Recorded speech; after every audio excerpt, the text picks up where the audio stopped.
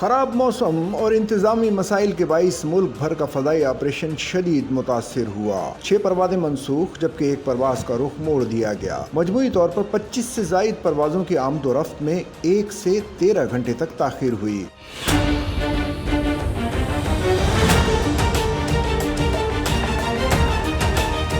Flight schedule کے مطابق کراچی سے اسلام آباد کی 2 پروازیں PA200 اور PA201 کو منسوخ کر دیا گیا۔ اسی طرح قومی ایئر لائن کی سیالکوٹ سے دوحہ جانے اور دوحہ سے سیالکوٹ آنے والی پروازیں PK251 اور PK252 بھی منسوخ رہیں۔ اسلام آباد سے اسکردو کی نجی ایئر لائن کی پروازیں PA251 اور PA252 بھی آپریشنل مسائل کے باعث روانہ نہ ہو سکیں۔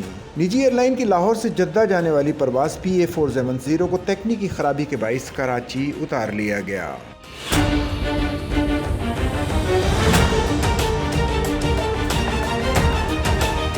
ترجمان کے مطابق ایئر بس A320 طیارے کا موسمی ریڈار غیر فعال ہو گیا تھا، جس کے بعد پرواز کو کراچی روکنا پڑا۔ یہ پرواز اب رات 9 بجے کراچی سے جدہ کے لیے روانہ ہوگی۔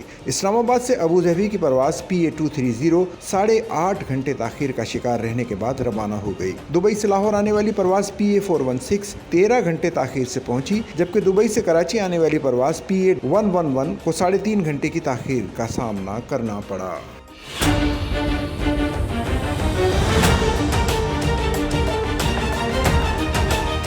سچل نیوز نیٹ ورک کی ویڈیوز میں خوش آمدید۔ ناظرین، ویڈیو سے متعلق اپنی قیمتی رائے کا اظہار کمنٹ باکس میں ضرور کریں اور چینل کو سبسکرائب کریں۔